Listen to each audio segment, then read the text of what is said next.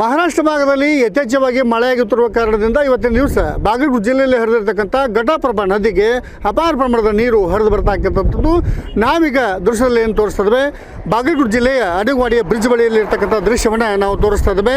ಪ್ರಮುಖವಾಗಿ ಸದ್ಯದ ಒಂದು ಮಾಹಿತಿ ಪ್ರಕಾರ 12,000 ಕ್ಯೂಸೆಕ್ಸ್ಗೂ ಅಧಿಕ ಪ್ರಮಾಣದ ನೀರು ಈಗಾಗಲೇ ಏನಂತಂದರೆ ಘಟಪ್ರಭಾ ನದಿಗೆ ಹರಿದು ಬರ್ತಕ್ಕಂಥದ್ದು ದೃಶ್ಯವನ್ನು ನಾವಿಲ್ಲಿ ಕಾಣ್ತಿದ್ದೇವೆ. ಯಾಕಂತಂದರೆ ಬಾಗಲಕೋಟೆ ಜಿಲ್ಲೆ ಮಟ್ಟಿಗೆ ಹೋಲಿಸಿಕೊಂಡಂಥ ಸಂದರ್ಭದಲ್ಲಿ ಕೃಷ್ಣ, ಮಲಪ್ರಭಾ, ಘಟಪ್ರಭಾ ಮೂರು ನದಿಗಳು ಸಂಪೂರ್ಣವಾಗಿ ಖಾಲಿಯಾಗಿದ್ದು, ಆದರೆ ಇವತ್ತಿನ ದಿವಸ ಮಹಾರಾಷ್ಟ್ರದಲ್ಲಿ ಯಥೇಚ್ಛವಾಗಿ ಮಳೆ ಆಗುತ್ತಿರುವ ಕಾರಣದಿಂದ ಸದ್ಯದ ಒಂದು ಮಾಹಿತಿ ಪ್ರಕಾರ 12,000 ಕ್ಯೂಸೆಕ್ಸ್ಗೂ ಅಧಿಕ ಪ್ರಮಾಣದ ನೀರನ್ನು ಹರಿಬಿಡಲಾಗ್ತಾ ಇದೆ. ಹೀಗಾಗಿ ಏನಂತಂದರೆ ಅಪಾರ ಪ್ರಮಾಣದ ನೀರು ಬರ್ತಾ ಇರುವಂಥದ್ದನ್ನು ನಾವು ನೋಡ್ತಾ ಇದ್ದೇವೆ.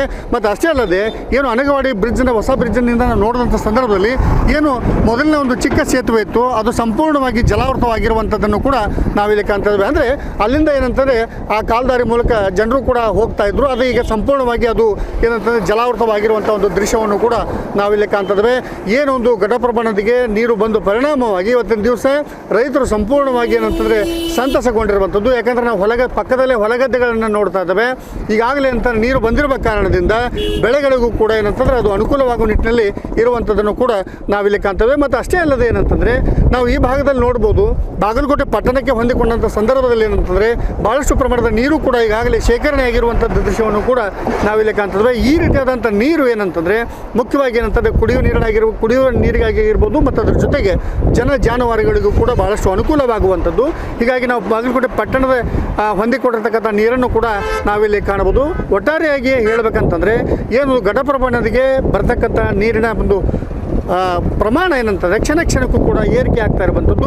ಈಗ ನಾವು ರಸ್ತೆಯನ್ನು ತೋರಿಸಿದ್ವಿ, ಏನಂತಾರೆ ಚಿಕ್ಕ ಸೇತುವೆ ಈಗಾಗಲೇ ಅಲ್ಲಿ ಕಲ್ಲುಗಳನ್ನು ಕೂಡ ನಾವು ನೋಡ್ತಾ ಇದ್ದೇವೆ. ಅಂದರೆ ಸಂಪೂರ್ಣವಾಗಿ ಆ ಒಂದು ಕಿರು ಸೇತುವೆ ಏನಂತಾರೆ ಮುಳುಗಡೆ ಆಗಿರುವಂಥ ಒಂದು ದೃಶ್ಯವನ್ನು ಕೂಡ ನಾವಿಲ್ಲಿ ಕಾಣ್ಬೋದು.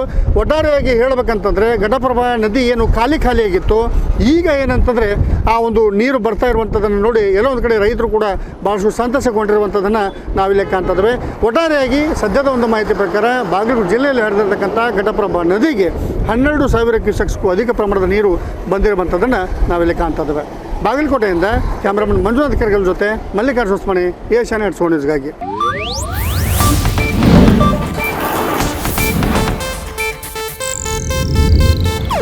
ಇದು ಏಷ್ಯಾನೆಟ್ ನ್ಯೂಸ್ ನೆಟ್ವರ್ಕ್ ಪ್ರಸ್ತುತಿ.